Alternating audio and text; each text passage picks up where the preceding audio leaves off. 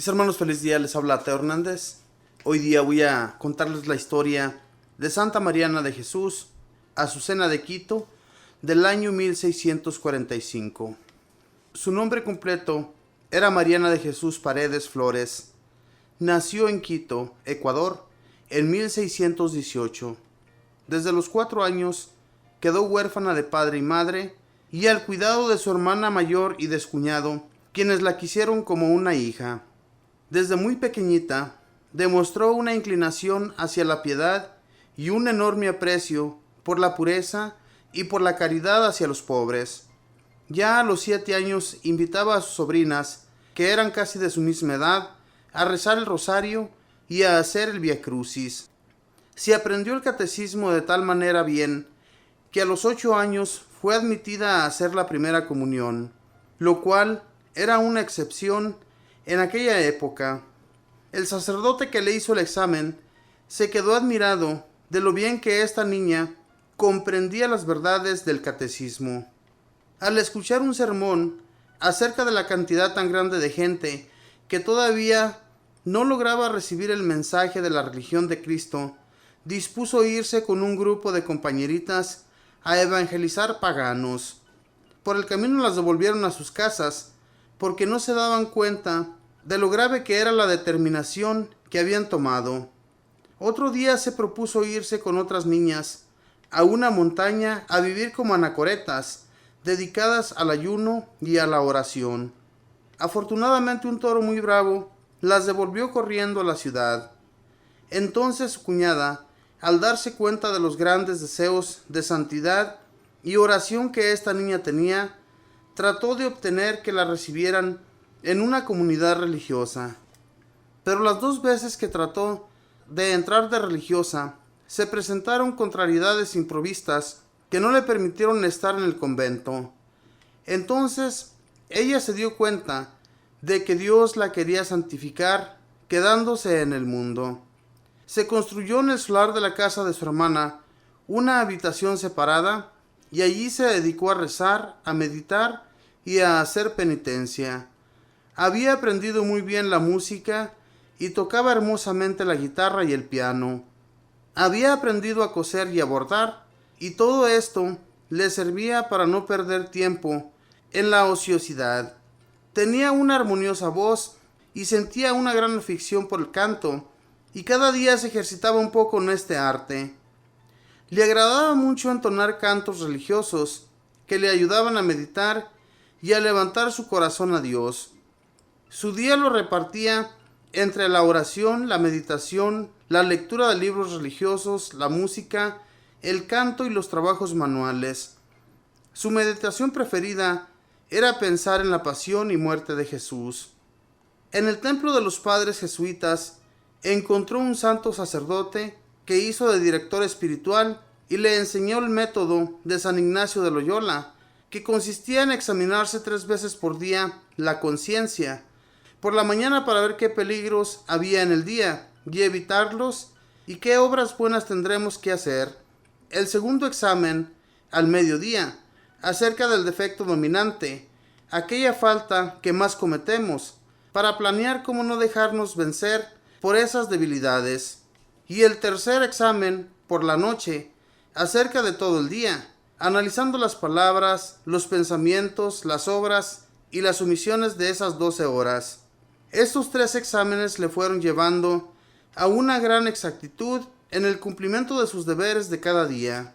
Para recordar frecuentemente que iba a morir y que tenía que rendir cuentas a Dios, se consiguió un ataúd y en él dormía varias noches cada semana, y el tiempo restante lo tenía lleno de almohadas que semejaban un cadáver, para recordar lo que le esperaba al final de la vida. Se propuso cumplir aquel mandamiento de Jesús: quien desea seguirme, que se niegue a sí mismo. Y desde muy niña empezó a mortificarse en la comida, en el beber y en el dormir. En el comedor colocaba una canasta debajo de la mesa. Se servía en cantidades iguales a todos los demás, pero sin que se dieran cuenta, echaba buena parte de esos alimentos en el canasto y los regalaba después a los más pobres. Uno de los sacrificios que más le hacía sufrir era no tomar ninguna bebida en los días de mucho calor, pero la animaba a esta mortificación en pensar en la sed que Jesús tuvo que sufrir en la cruz. Se colocaba en la cabeza una corona de espinas mientras rezaba el rosario. Muchísimos rosarios los rezó con los brazos en cruz.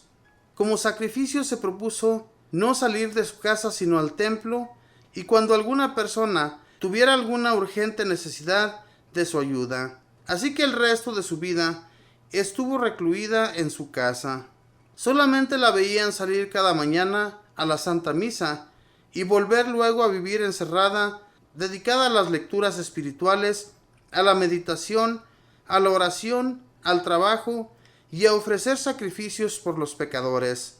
Se propuso llenar todos los días de frecuentes actos de amor a Dios. Cada día rezaba 12 salmos de la Sagrada Biblia. Ayunaba frecuentemente. Mariana recibió el don de consejo, y así sucedía que los consejos que ella daba a las personas les hacían inmenso bien. También le dio a conocer nuestro Señor varios hechos que iban a suceder en el futuro, y así como ella los anunció, así sucedieron, incluyendo la fecha de su muerte, que según anunció, sería un viernes 26. Tenía un don especial para poner paz entre los que peleaban y para lograr que ciertos pecadores dejaran su vida de pecado.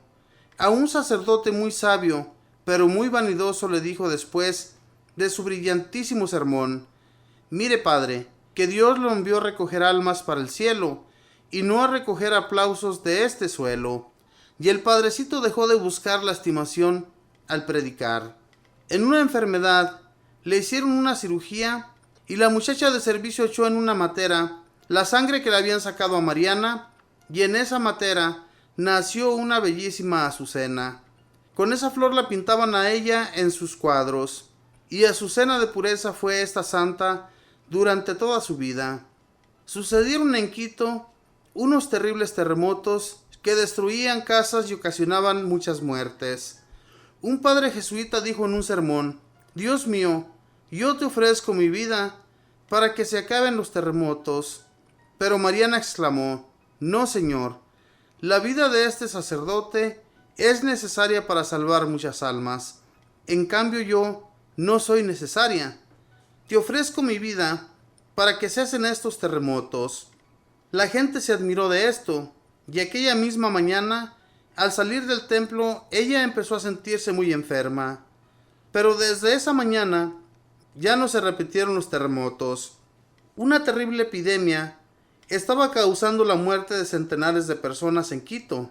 Mariana ofreció su vida y todos sus dolores para que cesaran las epidemias. Y desde el día que hizo ese ofrecimiento, ya no murió más gente de ese mal allí.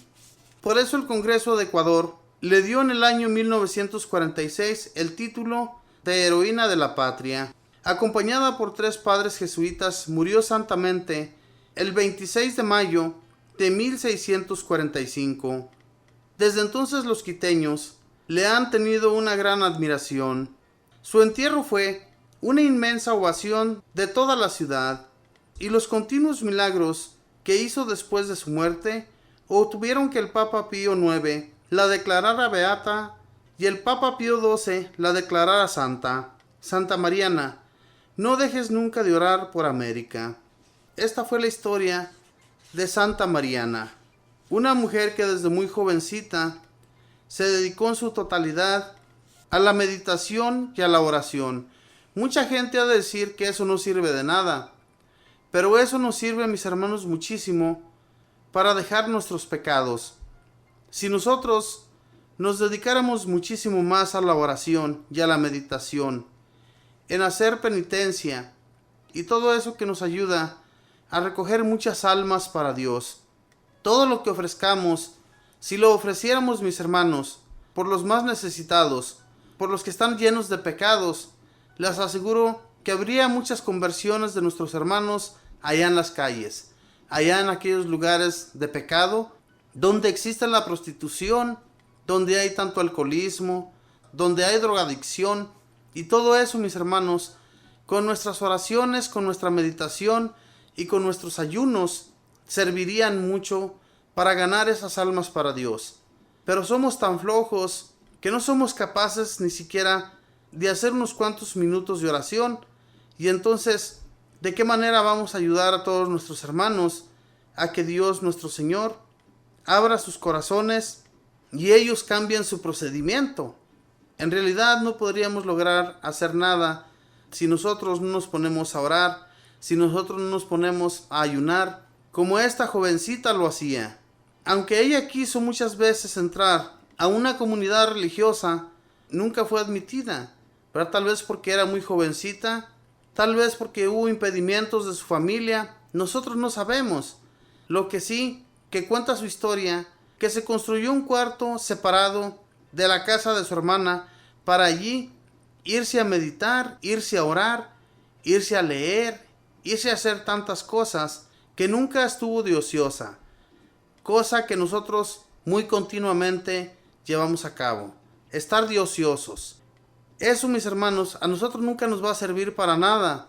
Si no dejamos de ser ociosos, nunca vamos a ayudar a nadie en su conversión, ¿verdad? La conversión se adquiere a través de nuestras oraciones, a través de las meditaciones que hagamos ante Dios. Entreguémonos más a Dios, mis hermanos, y Dios va a ayudar a muchos hermanos que andan por allá en el pecado a convertirse por nuestra oración. Que Dios les bendiga.